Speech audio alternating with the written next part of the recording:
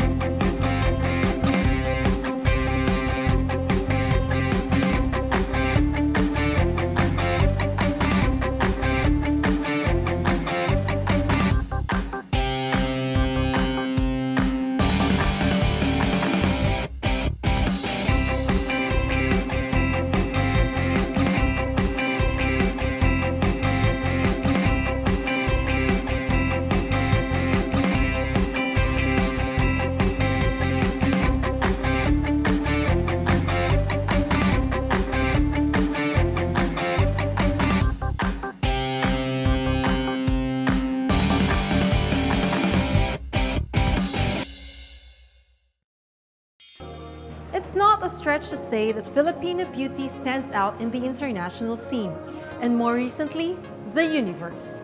And today, we are fortunate enough to get to know two individuals whose businesses are dedicated to elevating Filipino beauty to the next level. What's the secret to celebrities' stunning glam looks? Well, it's the talented hands of a makeup artist. For almost 2 decades, countless Filipino beauties and even Miss Universe 2016 trust only this makeup artist's magic. Let's get to know RB Chanco. Queen of all media, Kris Aquino. Charo Santos Concho. Erich Gonzalez and Maha Salvador.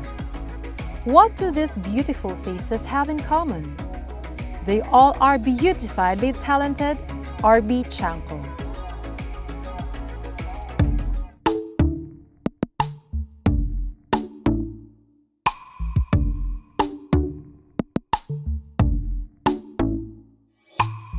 I wanted to teach you that makeup isn't that complicated. The 15-minute face is just our basic go-to, just your beautiful self. Before anything, you have to have a clean face. So that's very important. So after we prepped your face, we can start now with the makeup process. What you need for a 15-minute makeup face, of course, the foundation. Foundation should be at least a half tone lighter than your skin, your actual skin tone.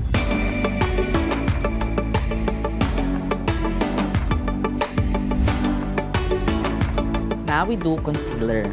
I do dots here until like that, and then blend.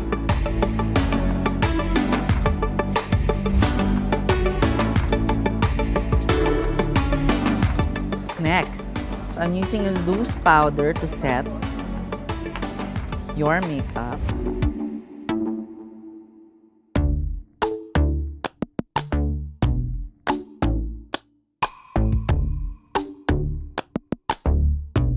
We contour the jawline here.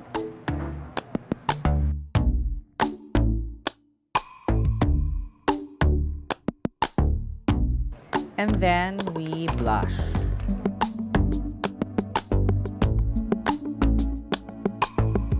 I do the eyebrows after.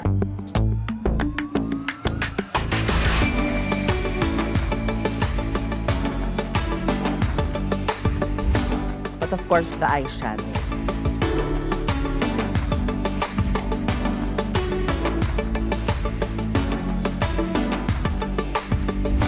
And then we do eyeliner.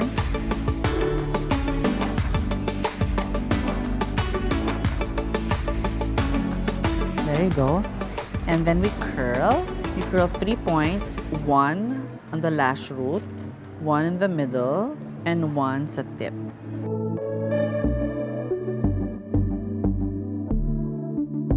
And then we do mascara.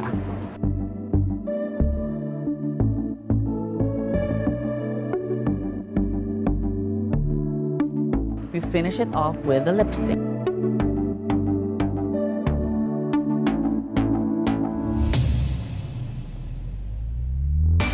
Nice. And then I also use this, the MAC Prep and Prime Fix Plus. Close your eyes. Just to seal everything. And that's it, Jer. This is your final look, your 15-minute fix. So I'm very honored to be here today with Miss Arby Chanco, the makeup artist to the stars. Oh my God, thank you, Judy. Yes. So how does it feel having that, brand that you are the makeup artist to the stars? It's of course humbling. It's a privilege. It's a very, very big privilege. So looking back, who was your very first celebrity client? My very first celebrity Yes. client will be Bianca Gonzalez. I also call her my original love because she was the one who paved the way Wow. years back. Years ago. So after that, and then it was history.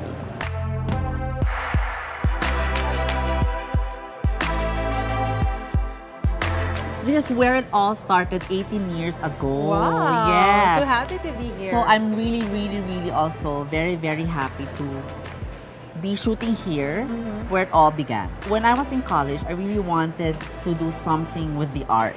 And I took advertising management in De La Salle. So I thought there was more of the arts, but there was not. So I shifted to fashion designing. And then parang my heart wasn't there. And then I was doing makeup on the side.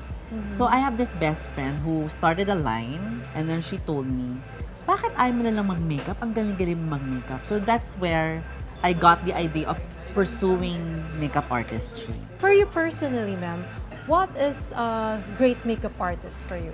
Beauty is subjective. So everybody has their own way of parang dito ako maganda. So when I do your makeup and you were able to tell yourself, oh my God, I'm beautiful, I'm confident, I can face the world with this makeup, then you are a good makeup That's artist. it.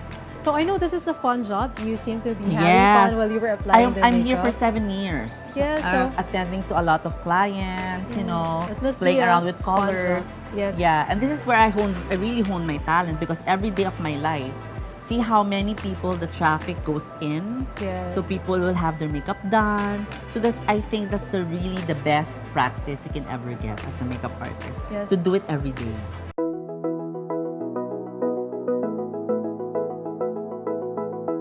So I understand that recently you launched Yes. your very own makeup book, which is Yes. called Our Beautified. Our Beautified, Right. So what's published by Our Beau- ABS-CBN. So what's Our Beautified and what is this book all about? Our Beautified is the easiest and the uncomplicated way to apply makeup. So it's like what it says here, the Celebrity Makeup Simplified, secrets revealed to applying makeup like a pro. A normal person can learn makeup by reading this book. So I'm sure everyone would love to know what is the signature RB Chanco makeup look. I have to quote it from the book. A face made by me is a face made for the spotlight. Oh, So that's wow. what it means to be or beautified. Wow. So it's beautiful skin, perfectly contoured face, perfectly arched eyebrows, soft glammed eyes, rosy cheeks, and super supple lip. That's our beautified look. So I'd love to see a sample of your actual work. Would like to know what colors you use, the makeup, the lipstick, the eyeshadow colors that you use. So you might want to show us. Yes, I did Jer a while ago, so I'd like to show you. So this is what we call the everyday makeup. So what Yes. did we use on Miss Jer? I'd like to, si Jer kasi I would like to teach her the 15-minute face, the polished, clean, not too much overly made up. It's very, very fast, very natural. I'd like to tell everyone that when you apply makeup, you should always understand your face shape, your eye shape, your skin tone, your lip shape. After that, then you can do your makeup na very, very well. Yeah, with her, I used warm tones because she's a bit on the morena side. So So for my last question, would like to know what important role did makeup do to your career and to your personal life? Well, to my career, because I make people beautiful. So that's very important. I give them confidence. I give them a smile on their faces. After makeup, I can see the twinkle in her eyes. With my career, I met a lot of people. I made new friends. Also, I was able to make all my dreams come true. So before we end and before we say bye-bye, would like to know, of course, my favorite part of the show, what's in your Kikay kit? So 5 things in my Kikay kit. It's unconventional. So I have Tom's, Skunji, para pag napapagod ka na. I have creamer. I have coffee creamer. I always bring my own. Wipes, because after makeup, parati, I hate it pag yung kamay ko may malagkit with makeup or foundation or concealer. So I always do wipes. And then chocolate, but I don't eat it. I put it on my coffee. And rosary, this is given to me by Chris. Very, very special to me. And those are the 5 unconventional things in my Kikay kit. How can we Filipinas take care of our skin? We'll let you in on some products that can help. So stick around, Beauty and the Biz will be right back.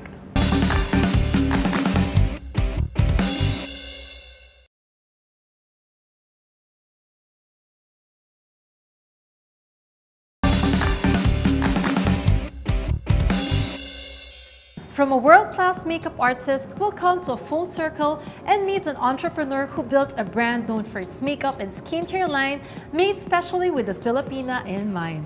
Let's listen to the story of Pinoy brand Snowy Beauty. With a vast range of beauty products out there on the internet, Filipinos are now more excited than ever to try and get their hands on different beauty products. Self-confessed beauty junkie Janice Herodias-Diaz just couldn't get enough of trying beauty and skincare products herself. Eventually, this led her to start her own quirky and localized brand we now know as Snowy Beauty.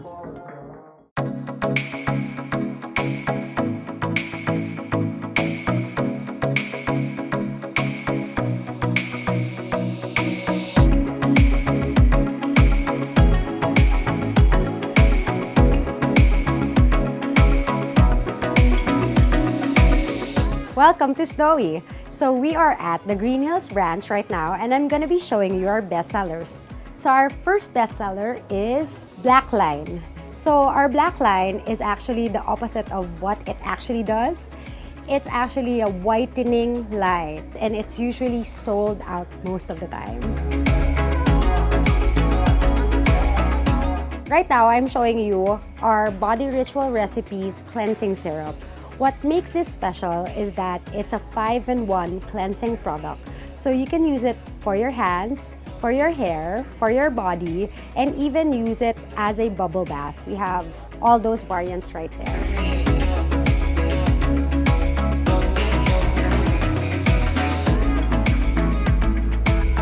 Snowy is also very known for cleansing conditioners. So cleansing conditioners are 5-in-1 products that you can use. Instead of using a shampoo, you will use a conditioner to clean your hair. You can also use it as a leave-on conditioner.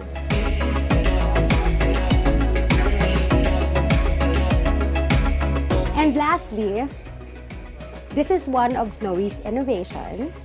It's an instant shower spray, which we call Stink Positive. I created this because of my need, because I work out early in the morning.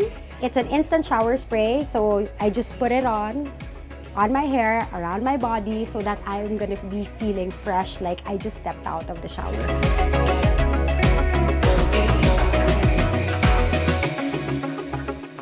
Most of the inspiration comes from pop culture or my experiences in life, because I feel like what I go through is what others go through as well.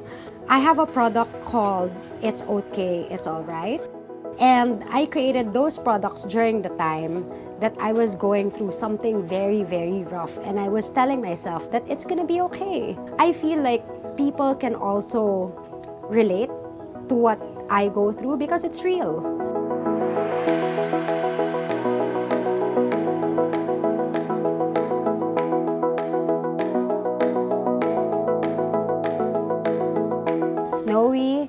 will provide all the tools you need to be fine, fun, and fab. So there's no one store that's made in the Philippines that has all of these.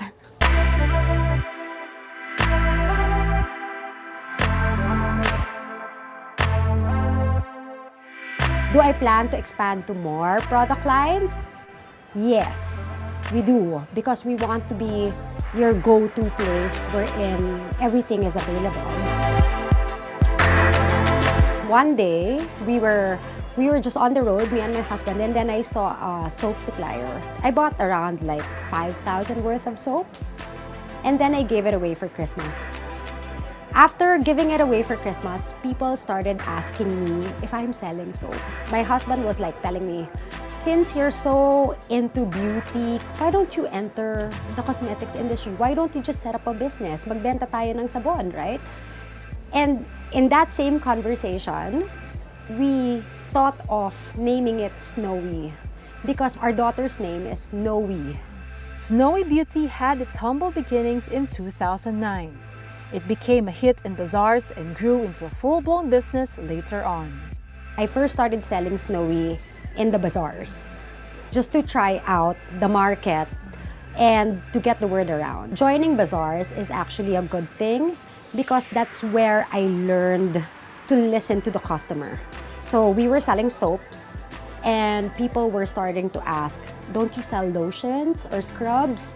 Until dumami ng dumami yung product line. And that's why right now we have around 300 SKUs of product. We also carry hair care, fragrances, makeup, even supplements, and beauty tools. It forced me to go back to school. It forced me to learn the ropes on the retail side of the business and research on how to manage a brand. It was hard work, but it was unlike before that I don't have to force myself to wake up every day to go to work because I love what I do.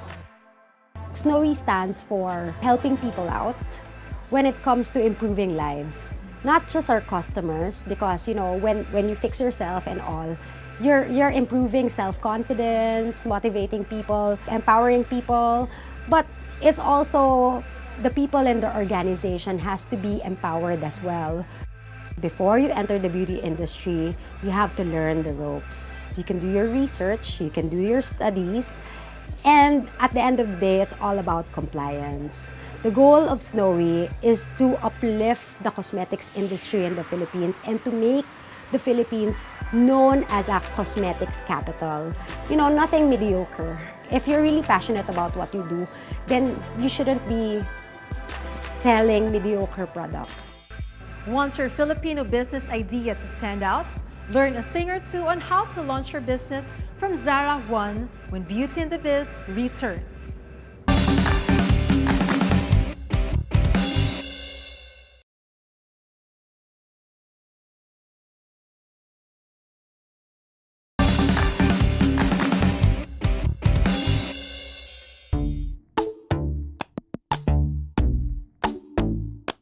Zara One is a creative brand that is very much conscious of its social impact.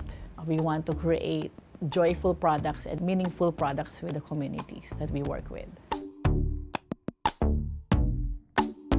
We teach communities how to do costing, swatching, supply chain management, and all those little details on how to do production. We have been producing beautiful products with different communities, and yet it's not generating income because there is no platform to sell the products. Hence, the Zara One brand came about. Growing up, I just really wanted to be a flight attendant. I never realized that there's going to be a second wind or another opportunity for me. One thing that made me decide to take the leap of faith is this reflection that you have to have this personal growth.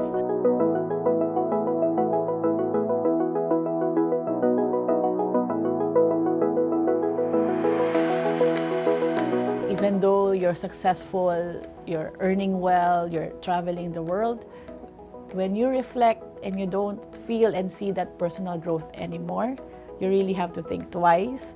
you really have to look around you. For me, when I realized that I need to move forward, I need to do something more meaningful, that was my cue. No, that was the start of finding something new to do.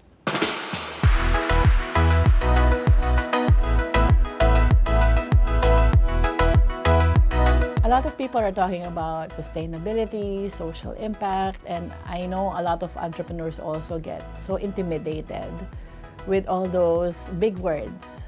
But it's so simple. It's a way of life. Whatever you do, you just think of what positive impact you can make in the environment, in other people, in the society.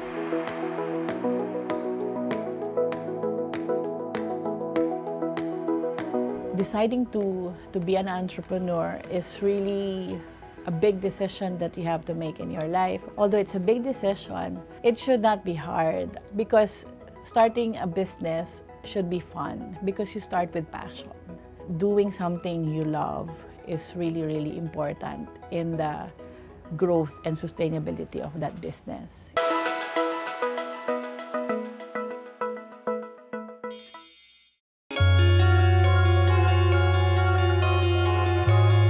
My journey has not been easy because I myself had to train, and that was the exciting and hard part.